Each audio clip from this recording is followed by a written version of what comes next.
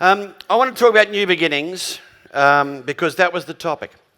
And I was thinking, how do I work through new beginnings? And I thought what I really need to do is I need to bring along some friends. So I'm going to talk about some friends tonight who've helped me think about new beginnings through my life and through my career.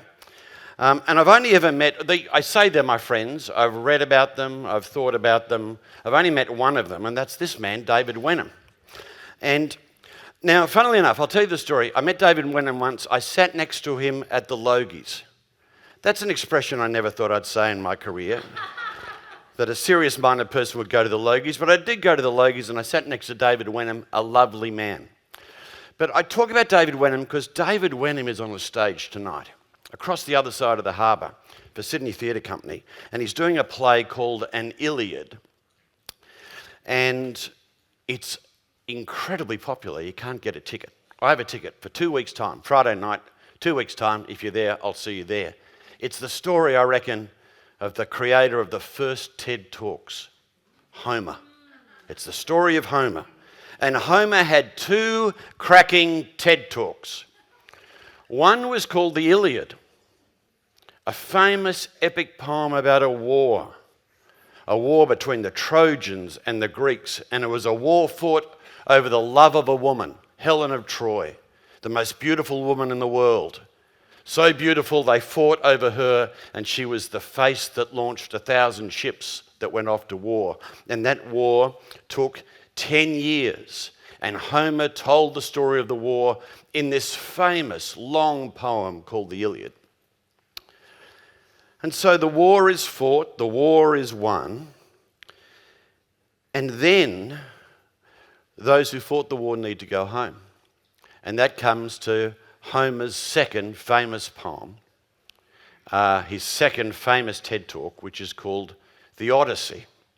And I was thinking about the Odyssey because the Odyssey is going to be a feature right here in about 6 weeks, because the biggest movie of the year, people say, is going to be Christopher Nolan's film of the play, of the poem, The Odyssey. So the Odyssey isn't about the war. The Odyssey is about the journey home, because Odysseus fought in the war and it took him 10 years to get back home to the town of Ithaca, where his wife, Penelope, was waiting for him. And Penelope's house is taken over by men who are desperate to marry Penelope once they get word that Odysseus has died in the war. There are no phones back in those days. They don't know if Odysseus is dead or alive. She is waiting. He is trying to get home. And that's what the Odyssey is all about. Why is he delayed? Because he runs into gods and devils and monsters and enchanters and the most extraordinary cast of characters you'll ever see, including Cyclops, the fearsome monster with one eye in the middle of his head. It's all in the Odyssey. One of the greatest things I've ever read, and I've read it a number of times. And finally, spoiler alert, he gets back home. Finally, spoiler alert, it's not good news for the men who had been hoping that he had died.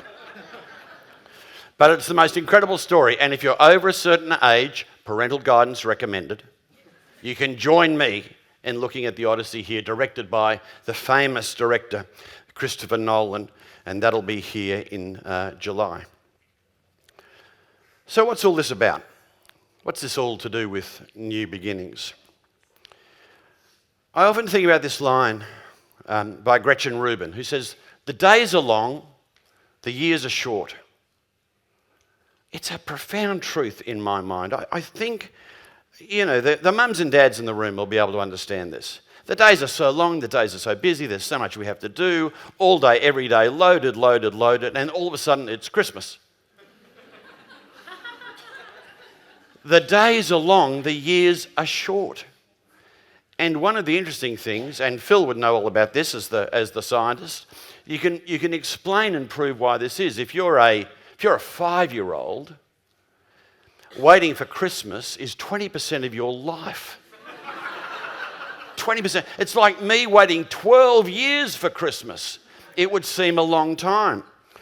And so the older you get, the faster time seems to go at an incredible pace. And so we're constantly overwhelmed by this sense of, how can it be Easter? How can it be Christmas time? Is that a hot cross bun I see in the shops? The sense that it's moving faster and faster and faster. The days are long, the years are short. But no matter how you think of it, our life is simply full of days. Philip Larkin is a wonderful English poet, and he wrote this great poem that said, "What are days for? Days are where we live. They come, they wake us up, time and time over. They are to be happy in. Where can we live but days?" And I think that's been my insight into new beginnings. If you live to 80, you'll get about 30,000 new days, 30,000 new mornings, 30,000 new beginnings, 30,000 chances to start again. And I love this line from Annie Dillard, who just reminds us, how we spend our days is how we spend our lives. And this is, I think, one of the great truths that we don't really understand and appreciate as much as we do. We spend a lot of our time worried about the past that we can't change, a lot of the time fearful of the future that we can't change. Our point of influence, the thing that we can focus on and live with and deliver through, is today. How we spend our days, of course, is how we spend our lives. It's funny, I think one of the great issues we face as a society is the inability to focus on today and the opportunities of today. And if you look at great, famous religious leaders and teachers, these have been truths for centuries. These have been truths for thousands of years. Buddha said, don't dwell on the past. Don't dream of the future. Concentrate your mind on the present moment. And Jesus said, don't worry about tomorrow. Tomorrow has enough worries of its own. I've reflected on my own life. Every now and again, I will think of something that I did or said, and I'll just kind of stop and I'll freeze. And I'll think, why did I do that? And then I remind myself, well, you did do that. And that was 50 years ago now. And you really need to let it go. But I think we're all a bit like that, aren't we? I think it's funny. I think a lot of us have learnt to live in the past. And it's not always 50 years ago, but it's what happened yesterday. That test result that we talked about earlier, or the conversation that went badly, or you said something that you shouldn't have said, or you hadn't prepared as well as you should have prepared. And you can find yourself over and over and over again thinking, I should have done this. If only I'd done that. How did I find myself in this situation? And we never really focus on the reality that says, we can do nothing about what has happened. You cannot change that past. All you can do is use today to make a better future. But to be full of regret and full of remorse and living over and over again a sense of failure, as we heard tonight wonderfully, to dwell in that past is not useful or effective. But so much of our time can be just wondering if only we could change the past. Well, you can't. And then a lot of our time can be being anxious about the future. What is going to happen? How will I go in that test? How will we go, our sporting team, go on Saturday? If I ask that person out, will they go out with me or not? If I apply for this job, will I get it or not? Again, loops of uncertainty and anxiety about what the future might hold. But you don't know what the future's going to hold. The only thing you're really going to be able to influence is today, this present moment that you are in. One of the things you can do today is to make things in the past better by decisions that you make today. And so if you've done something wrong, you can make it right. If you've crossed someone, you can apologise. You can set things back in order, but you can do that today. You can make the future look better by preparing and engaging with what you can do today. But today is the moment that's delivering for you. I remember, this is one piece of career advice I give people. I'm older than nearly everyone in the room. It took me a long time to learn this. I'm going to give it to you as a shortcut, so you don't have to kind of go through all the things that I went through. I remember I was very conscious that my father had had the same job in all the time I knew him. My grandfathers had said the same jobs that I'd known, and I was always very, very concerned about what was I going to do with my life, what was going to be my thing, what was going to be my career, what was going to be my profession, and I just couldn't work it out. There were a number of things I was interested in, but I could never really land anything. And a university professor said to me it was a pretty simplistic way of thinking about the future and thinking about a career. And they said that life or a job is really an opportunity. And it's an opportunity that you take.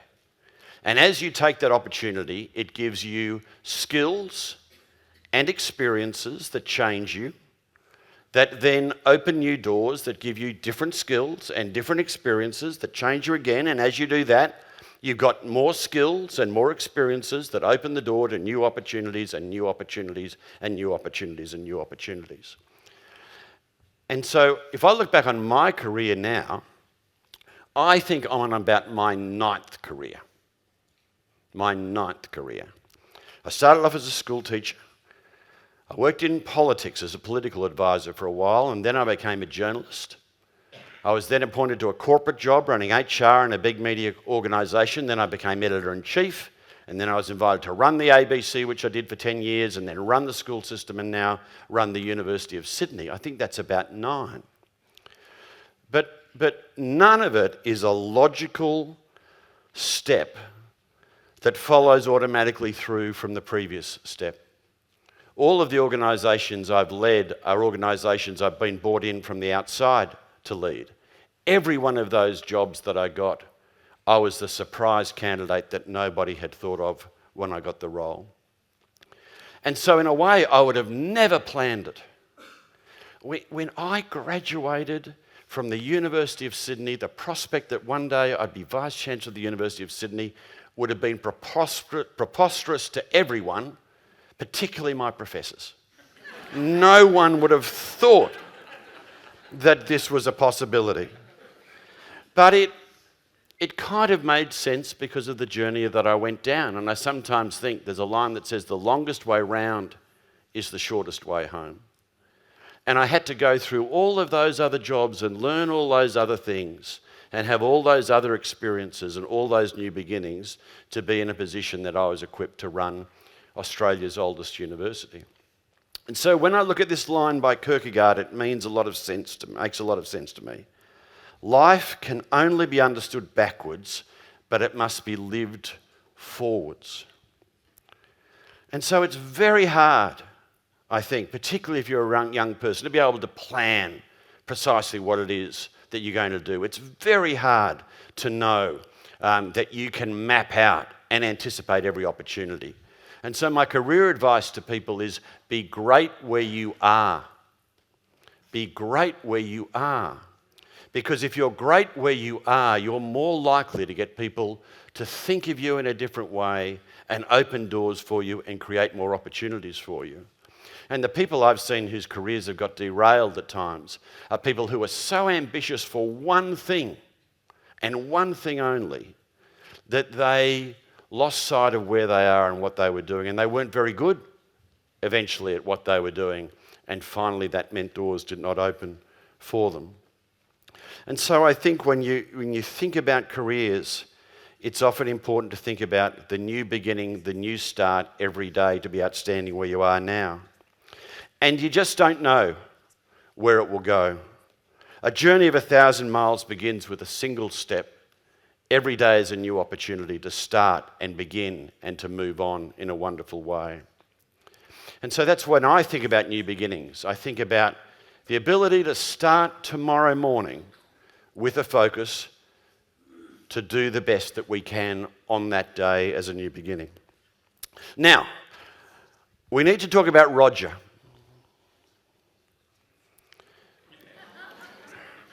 Roger Federer was the son my mother never had. My brother and I understand this. I mean, we were pretty mediocre at tennis, quite frankly, but there was something about Roger that my mother adored. He played beautiful tennis. He had a great style and sensibility around him. He was sensible on the court. And my mother loved Roger. And had Roger met my mother, he would have loved her too. Everyone loved Mum.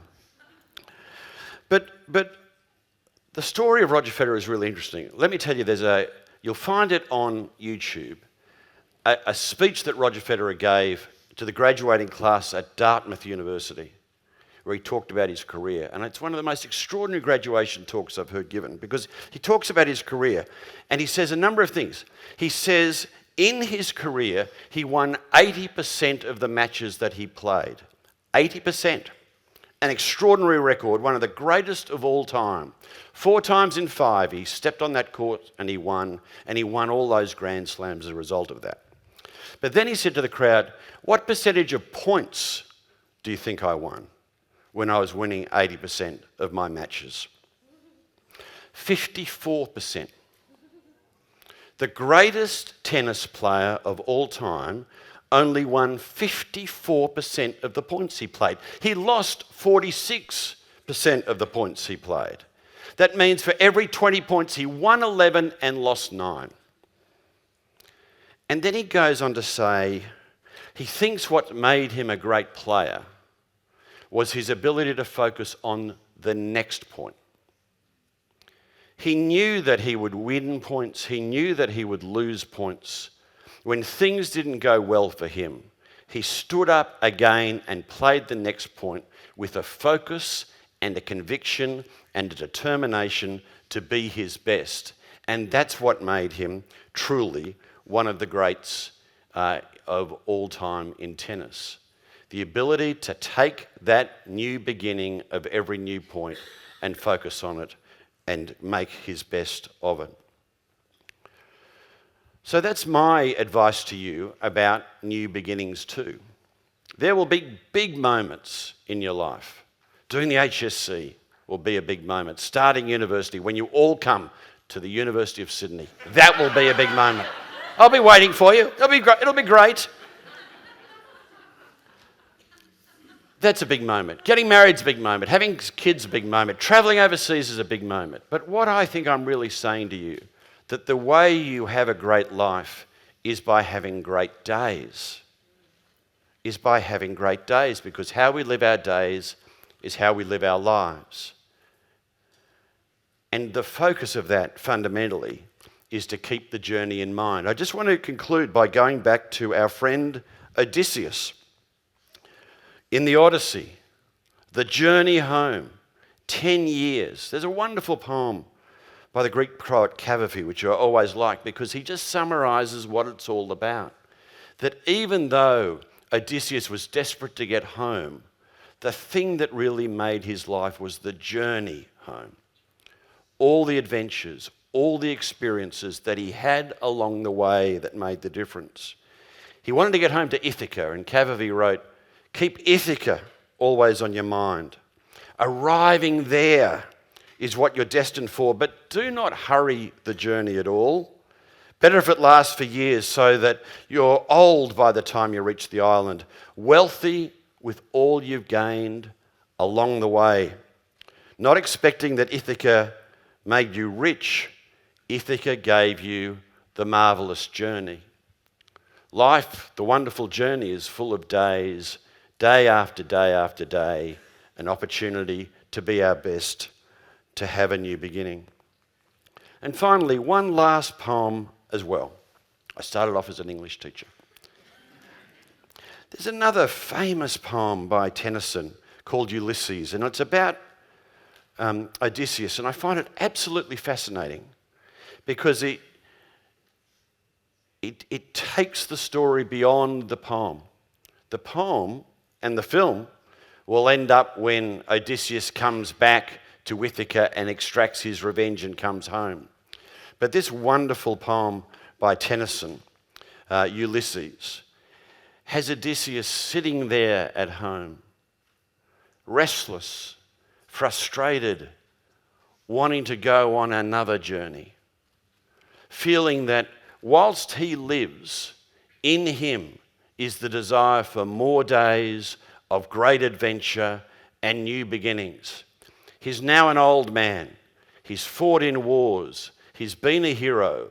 He's conquered his enemies, but still part of him is restless to get out there again and to take on life. And he says, "Come, my friends, 'tis not too late to seek a newer world." He's old now. He says, though much is taken, much abides. And though we are not now that strength which we were, that in old days moved heaven and earth, that which we are, we are. One equal temper of heroic hearts made weak by time or fate, but strong in will, to strive, to seek, to find, and not to yield. An example of someone determined to make every day an adventure, to make every day count, to make every day a new beginning. I'm sure that many of you will get to the mountaintop. I'm sure that many of you will fulfill your dreams. But the way you'll do it is by having great days, focusing on the opportunity and the new beginning that every morning brings. Thanks. It's been wonderful being with you tonight.